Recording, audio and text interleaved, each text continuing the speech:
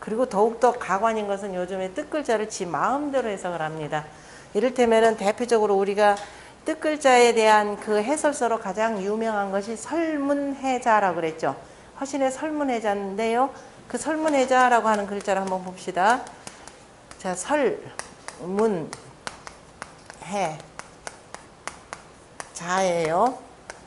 되도록 정자체로 쓸게요. 설명한다라고 하는 설자죠.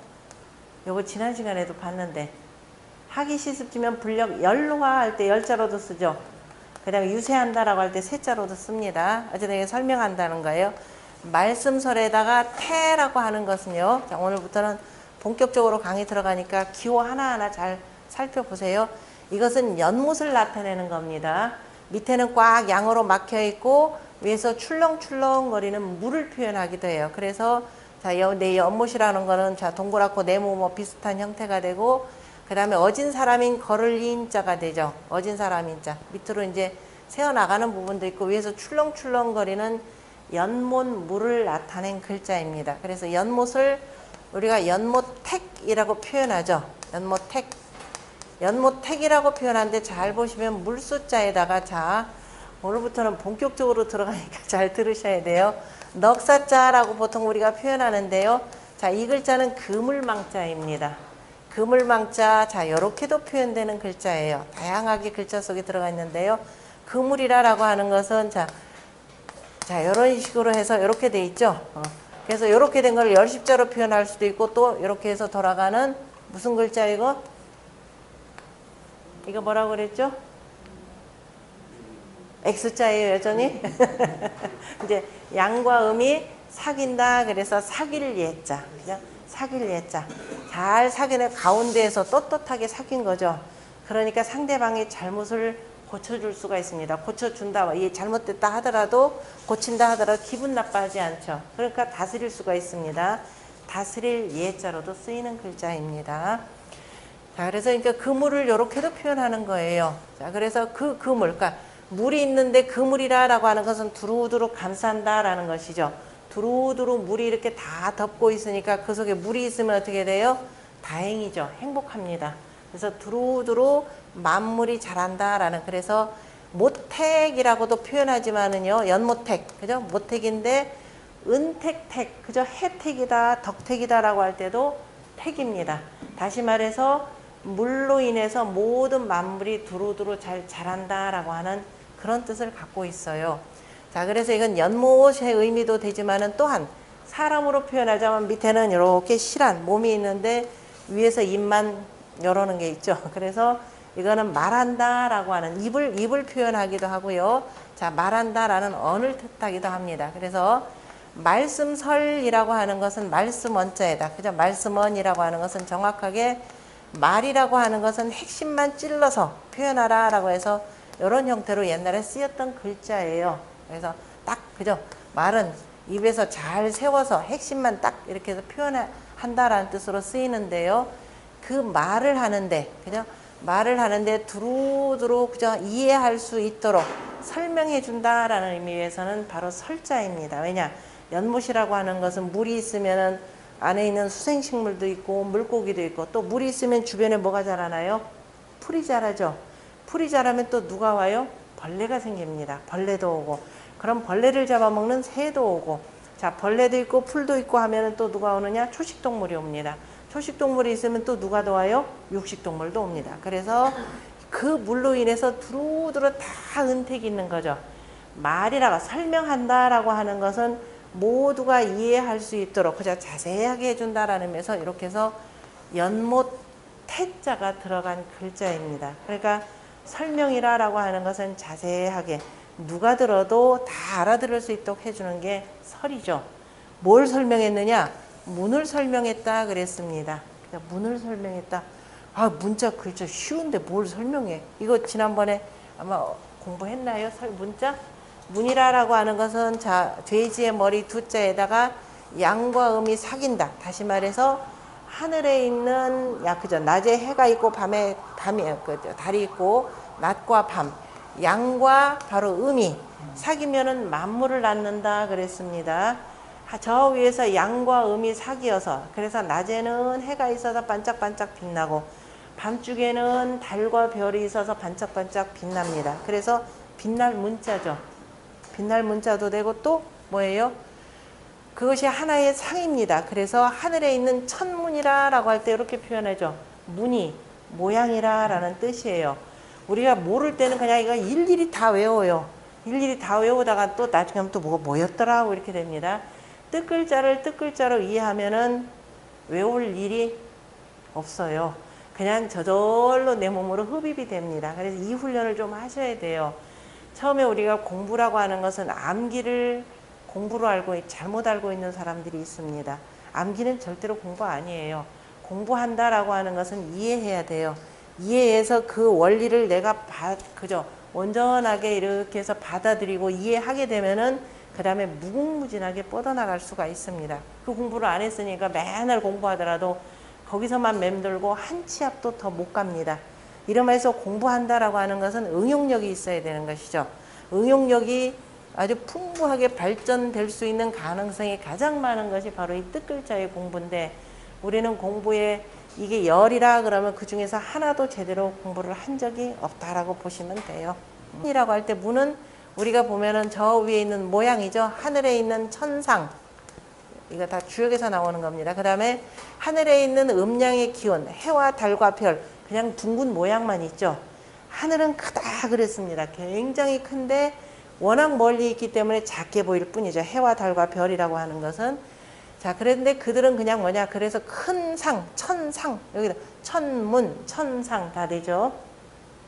그래서 코끼리 상이라고 하는 코끼리, 긴 코입니다. 긴 코에다 눈은 조그맣죠. 그 다음에 뭐예요? 몸뚱아리는 꼭 돼지처럼 생겼죠. 그래서 밑에 돼지 시자가 이렇게 같이 들어간 겁니다. 그래서 지상에서 이 글자를 만들었던 시대의 사람들이 볼 수 있었던 가장 큰 동물이 뭐냐? 코끼리입니다. 그래서 하늘을 자기가 보지 못한 거는 글자로 만들 수가 없다 그랬잖아요. 뭔가 보여야 그거를 본떠서 만드는 건데 그래서 하늘은 상이라 이렇게 표현합니다. 그 하늘이 자 우리가 하늘을 어떻게 표현한다 그랬어요? 하늘의 모습을 나타내야 되는데 뭔가 설명을 해야 되는데 둥글다 그랬죠? 하늘이 둥근지 알아요? 몰라요? 몰라요. 하늘 끝을 가본 적이 있나요? 서로 끝을 가봤다 하더라도 그럼 그 너머에는 뭐가 있나요? 인간이 상상하기가 매우 어렵습니다. 그래서 그냥 광대무변하다 그러는데 그거를 우리가 하늘을 둥글다라고 표현한 것은 바로 뭐냐면은 좌양우음 지난번에 공부 다 했죠. 왼쪽 오른쪽 구별하는 방법. 항상 세상의 기준은 내가 되고 나를 중심으로 해서 이렇게 보시면 돼요. 아침에 해가 자 동쪽에서 떴습니다. 떠서 남중을 해서 그죠? 남중 저 위로 우리가 볼 때는 이렇게 되죠. 남중을 해서 저녁이 되면은 자 서쪽으로 해서 땅속으로 들어갔다가 그리고 다음날 자고 났더니 다시 여기서 떠오르죠. 그러니까 밤새 우리가 잠자는 사이에 땅 밑으로 이렇게 해서 갔는가 보다. 그래서 천도의 운행을 어떻게 보냐 둥글다라고 이렇게 표현을 한 겁니다. 그래서 하늘은 둥글다. 천원이라 그랬죠. 천원 이렇게만 써도 되는데 그죠? 옆 겉에다 또 에올리자 썼죠. 원자도 설명드렸죠. 둥글다라고 하는 거. 그래서 하늘은 둥글고 땅은 방자는 아마 제대로 설명 안 한 것 같은데 그죠? 땅은 방이라라고 표현을 했고요. 땅은 자 이거 방이라 그랬더니 다들 뭐라 그래요? 모나다라고 표현합니다. 그럼 땅이 네모났어요? 땅이 네모나요? 땅이 네모난지 아닌지 아무도 모르죠. 끝까지 가보면은 저 지평선 이러죠. 수평선도 둥글게 보입니다. 그런데 땅을 모나다라고 할 때 뭐냐면 모난 게 아니라 원뜻이 뭐라 그랬는지 혹시 제가 얘기 안 했지만 다른 분들 기억 못 하실 겁니다. 방이라라고 하는 것은 자 방주예요. 방이라라고 하는 것은 자 떼베라 그랬죠. 떼베라 그랬죠. 아직 안 배웠죠. 땅이라고 하는 것은 자 하늘의 해와 달의 움직임에 따라서 봄, 여름, 가을, 겨울이 생겨나면은 땅에서는 그죠? 자 봄, 여름, 가을, 겨울이 생기면 땅에서는 뭐냐면은 춘, 하, 추, 동이 생겨나죠. 그에 따라서 생장, 수, 장합니다. 낳고 무럭무럭 자라서 가을이 되면 다 연글어서 거두게 되고 추운 겨울이 오면 다 뭐 씨앗 떨어지고 해서 다 잠잠되는 거죠. 사람도 거기에 따라서 겨울이 되면은 가을에 거둔 곡식들을 갈무리하게 됩니다. 그러니까 하늘이 해와 달이 이렇게 움직이면서 추나추동 만들면은 땅은 그거 그대로 따라 움직이죠. 이른바 물결 따라 움직이는 것, 물결을 거슬러서 가는 것, 물결을 가로질러서 가는 바로 요게 바로 뭐냐면 떼배라는 겁니다. 나무를 저 위에서 해가지고 그 다음에 뭐예요? 저 아래 목재로 내려보낼 때는 이걸 뭐라 묶어가지고 뗏목이라 그러죠. 목재로 내려보낼 때는 뗏목입니다. 이 뗏목을 이용해서 사람들이 뭘로 쓰냐면 배로 썼습니다. 그 배가 바로 방이에요. 그래서 방이라. 배로 쓸 때는 이름이 뭐냐면 떼배라고 하는 겁니다. 그러다가 떼배를 썼더니 안 좋은 점이 있어요. 자, 우리가 곡식을 날라서 저 건너편에 있는 사람한테 갖다 주려고 하는데 여기다 이렇게 두면 조금 뭐 하더라도 물이 자꾸 넘쳐가지고 적실 가능성이 매우 높죠. 지금도 저 지역 어디서는 떼배 이용해서 뭐 쓰긴 하는데요. 지금이 아마 거의 다 박물관으로 들어갔고, 그래서 이 떼배를 더 발전시킨 것이 이제 촘촘하게 해서 속에 나무를 깎아서, 그죠? 나무를 깎아서 이렇게 만들고 양쪽으로 노젓는 방, 물론 여기도 다 노젓게는 돼 있습니다. 그 방식으로 만드는 건 바로 주예요. 그래서 우리가 성경에서 대홍수 시기에 저 이스라엘 땅에 있는 바로 노아라고 하는 사람은 거기에 그저 방주를 만들었다 그랬죠. 정확하게는 방주가 아니라 뭘 만들었겠어요? 떼배를 만드는 겁니다. 떼배를 만들어서 그 위에다 집 형태도 지어놓고 창고도 지어가지고 엄청나게 좀 크게 만들었겠죠. 아니면 여러 척을 만들었거나 그렇게 해서 물기를 피해서, 그냥 물기를 피할 일도 없죠. 그냥 물이 불어나니까 어디에 이래요? 저 보니까 뭐 신해산 저 꼭대기가 보이니까 거기 얼른 가서 정박해서 물 빠지기를 기다렸던 겁니다. 그게 떼배예요. 그러니까 하늘은 둥글고 땅은 네모나다가 아니라 하늘이 둥글둥글 가는 거에 따라서 땅도 뭐예요? 같이 흘러간다라고 하는 이 뜻입니다. 그래야 이게 정확하게 되는 것이요. 그런데 사람들은 모나다, 방정하다 이거 이상은 모릅니다. 이거는 천자문이나 이런저런 공부하면서 전부 다가 떼배라는 소리 못 안 해요. 그냥 뭘 공부를 제대로 안 했다라는 뜻입니다. 그래서 방이라라고 할 때 이제는 모나다가 아니라 하늘에 둥글게, 하늘이 둥글둥글둥글 요렇게 해서 이른바 1월성신이 가는 거에 따라서 우리 땅에는 봄, 여름, 가을, 겨울이 나타나고 그에 따라서 땅에서, 그죠? 땅에서 그대로 움직여가는 모습을 나타낸 것이라는 겁니다. 그에 따라서 어떻게 가느냐? 바르게, 그죠? 바르게 가죠. 그래서 방정하다라는 말로 씁니다. 방정하다. 방정하다라고 하는 것은 바르게 흘러간다 이런 뜻으로 보시면 돼요. 사람은 기본적으로 방정해야 된다라고 하는 것을 강조하는 것도 바로 뭐냐? 하늘처럼, 천도의 운행처럼 사람도 인생을 방정하게 살아야 된다라고 하는 그런 의미가 있는 겁니다. 이거 보면서 제가 또 공부 참 그동안에 우리가 얼마나 엉터리로 했는지, 이게 이해가 잘못되면서 많은 것들이 어떻게 돼요? 천리지차 호리지유라 그랬습니다. 이런 식으로 그죠? 엉터리로 공부를 하다 보니까 아우 도대체 한자는 뭐 해도 모르겠고 무슨 저런 엉터리 같은 게 다 있어 하면서 어떻게 돼요? 다 버리게 됩니다. 이런 뜻이 있다라는 걸 알면 얼마나 과학적이고 치밀하게 잘 만들어지는가라는 것을 볼 수가 있죠. 자, 그래서 하늘은 상이, 그죠? 하늘은 어쨌든 간에 일월성신이라고 하는 대단히 큰, 그죠? 해와 달과 별이죠. 일월성이죠. 그럼 이거 1절에 다 공부할 텐데요.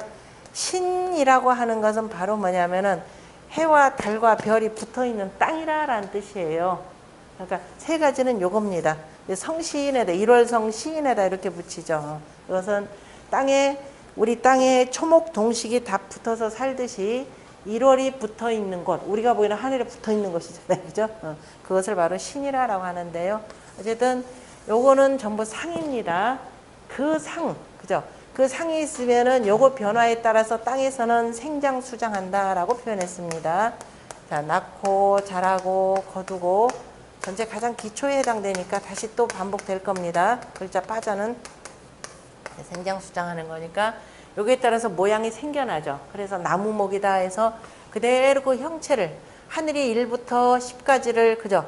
저 위에서 내고 거듭거듭 내면서 땅에는 모든 형상들이 생겨나는 겁니다. 이게 상형이에요. 그래서 해와 달과 별, 그 다음에 땅에 있는 여러 가지 나무들을 그대로 본떠서 만드는 것이 바로 형입니다. 그대로 본뜨지는 않았죠. 거기에서 그 추상적인 이치를 딱 끌어내가지고 음양의 부호를 가지고 표현을 한 겁니다. 그 주역의 양과 음의 부호로. 그래서 상형이 있고, 그랬더니 이것도 정말 해석들 정말 제대로 된 게 없는데, 어느 데는 하늘도 뭐 사람인자 형태다, 뭐 사람인자는 사람의 가장 큰 특징이 뭐죠? 다른 모든 물건들 다 가운데서 가장 큰 특징, 사람. 네. 직립보행. 그죠? 직립보행. 바로, 그러니까 바로 뭐냐, 이거 걷는 모습이죠? 이거예요, 이는. 사람에는 바로 이겁니다. 직립보행하는, 이거 가르쳐 준 사람 없어요. 그죠? 직립보행. 직립보행하는 대표적인 게 바로 상형입니다. 그죠? 그 사람이, 그죠? 그래서 상형의 대표적인 문자고, 나무는 줄기가 있고, 가지가 있고 하니까 여기서 이제 이런 식으로 해서 나오는 것이 바로 상형이고, 그 다음에 그 지사가 여기에 해당되죠. 문에 해당되는 건데요. 그 다음에 보이지 않는 게 있습니다. 제가 지금 여기서 글자를 막 써요. 말도 막 해요. 보이나요? 이 시간 지나면 싹 없어져요. 그죠? 분명히 일은 하기는 하는데, 그죠? 그 일을 하는데 그 일이 보이지가 않습니다. 그런데 이것도 보이도록 만들어내야 되죠. 그죠? 만들어내야 되는 겁니다.